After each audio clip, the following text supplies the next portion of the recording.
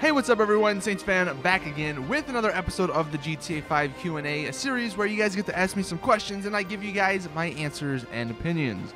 And the first question I want to get into actually from a Panda: will you ever do an $8 million shark card giveaway?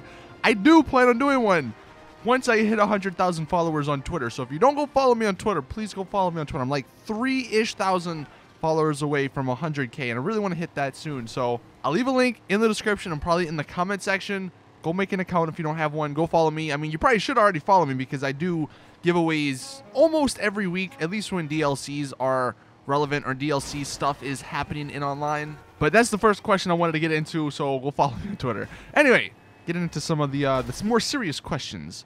From Nando: what is the best money-making method in GTA Online right now? I always get this question, and even though I've done multiple money guides, and if you just like search on my channel, and I'll put them in a playlist so they're probably easier to find, but if you just search like money on my channel, then you'll find all the money videos that I've done. I did one like a month ago, and it's the best way still. It's the import-export stuff, but you can combine it with other missions like the VIP missions, and you can get like 400-something thousand per hour, so it's really good. So if you're looking to make money, just search that and it'll help you out. Next one, and this isn't actually a question from anyone, but I got it so many times: is Duke coming out tomorrow? I mean, it's not official, but yeah, the Duke's going to be coming out tomorrow, and it's going to be free if you're a returning player. It's going to cost $680,000 or $610,000 if you're not a returning player. And some people did ask, is it going to be worth it? And while I'll do some tests tomorrow once it does come out, and let you guys know after we're done testing it, but it's the Duke of Death, man. It's an awesome looking car. It's got some really awesome customization, and it's a little mini tank. So yeah, I would say it'll be worth it.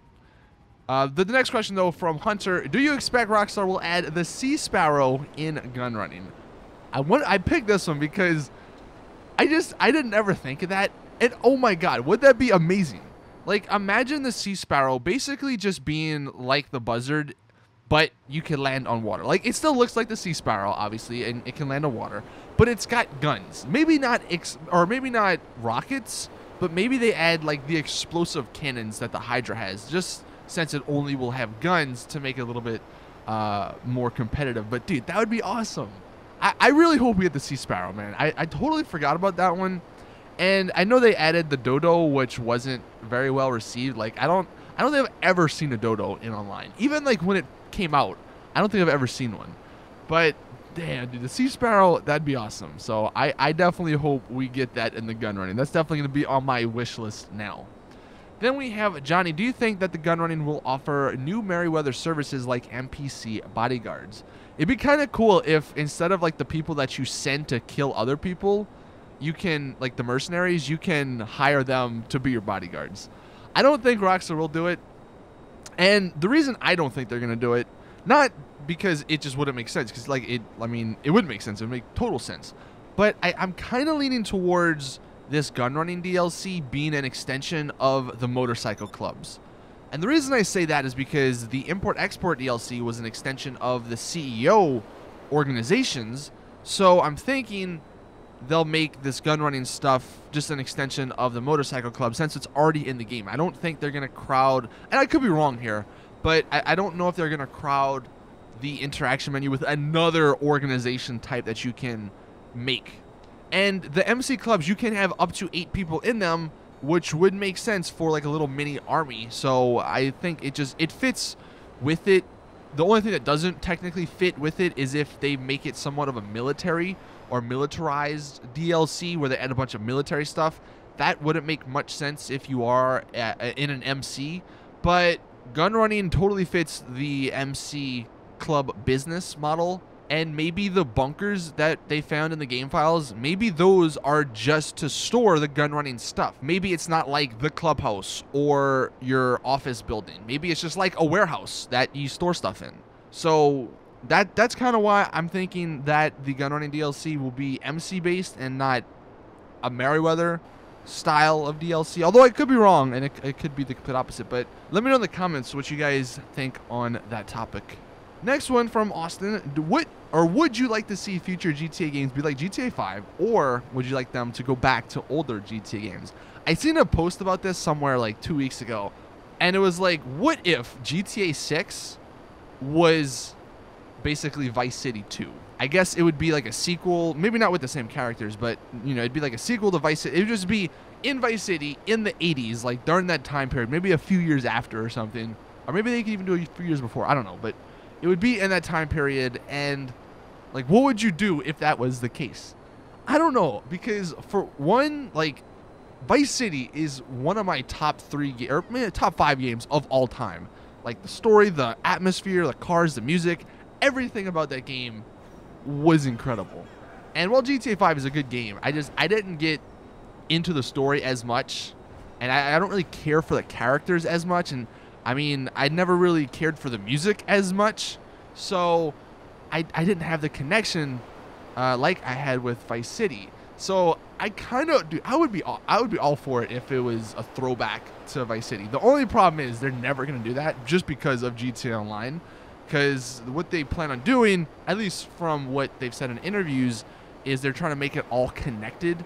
So I'm going to assume that wherever GTA 6 does take place, it's going to be in the same world that GTA 5 takes place in, and, you know, everything that's happening in Los Santos. So if they do go back, they can't do that, so that's why it's not going to happen. And they already know, or they see how much money GTA Online makes, so that's why they're gonna keep it modern. But man, that's definitely an awesome thought, and I kind of would like to hear your opinion on that. Like, would you rather the game to be in the future, not in the future, but like in modern times, or would you rather it go back to the 80s or any time in the past?